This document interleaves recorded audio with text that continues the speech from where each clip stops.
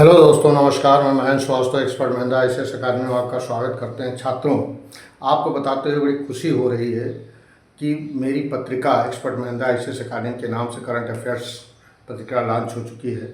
आप लोग मेरी क्लास ज्वाइन करते रहिए और यूट्यूब पर हमारी जो एक्सपर्ट महिंद्रा आईसीएस अकादमी के नाम से चैनल बना हुआ है उसको आप फॉलो सब्सक्राइब करते रहिए और अपना व्हाट्सएप नंबर देते रहिए ताकि हम आपको फ्री ऑफ कास्ट उस पत्रिका को आप तक पहुँचा सकें और आप लोगों को फ़ायदा मिल सके प्रतियोगी परीक्षाओं में।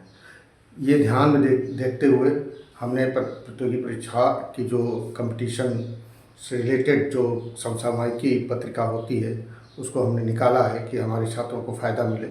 आगे क्रमशः बढ़ते हुए हमारी क्लास चल रही थी उत्तर प्रदेश में जो स्वतंत्रता से पूर्व जो पत्रिकाएं चलती थीं, पत्रिकाएं यानी न्यूज़पेपर, मैगजीन जो भी छापे जाते थे उनके बारे में हमने आपको विस्तृत जानकारी दी है। और आगे क्रमशः बढ़ते हुए आज चैप्टर 3 है, उसी में आज हम आपको और बताने जा रहे हैं उत्तर प्रदेश की पत्रिकाओं के बारे में। आगे क्रमशः बढ़ते हुए 1928 में क्रांतिकारी एक पत्रिका छापी गई, वो झांसी से छाप निकली और इसके संपादक थे कृष्ण गोपाल शर्मा जी। फिर 1928 में भारत नाम की साप्ताहिक पत्रिका छापी गई इलाहाबाद से और 1928 में ही बलिया गजट बलिया से निकली और 1928 में लोकमत जो है पत्रिका है उरई इटावा से निकाली गई और 1928 में सुधाकर मिर्ज़ापुर से पत्रिका निकली और 1928 में ही माधव नाम की पत्रिका झांसी से निकाली गई और 1928 में अहिंसा नाम की पत्रिका झांसी से निकाली गई। ये पत्रिका धार्मिक पत्रिका थी जिससे धर्म के बारे में जानकारी दी जाती थी। आगे 1930 में हंस नाम की पत्रिका निकाली गई वाराणसी से, इसको मुंशी प्रेमचंद जी ने निकाली थी।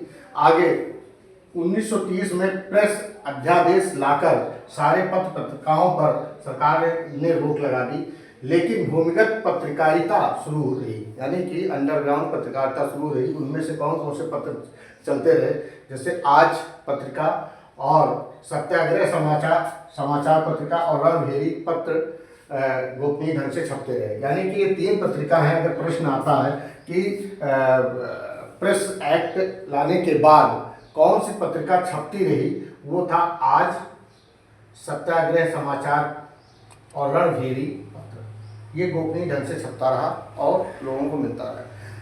प्रेस अध्यादेश लाने का कारण क्या था? उस समय जो है आंदोलन, स्वतंत्रता आंदोलन चल रहा था। लोग अपनी मांगे कर रहे थे कि भारत स्वतंत्र हो और हम लोगों को अधिकार मिले। इतना पत्रिकाएं छापी गई कि लोगों में जागरूकता पैदा होने लगी और लोगों में मांग उठने लगी।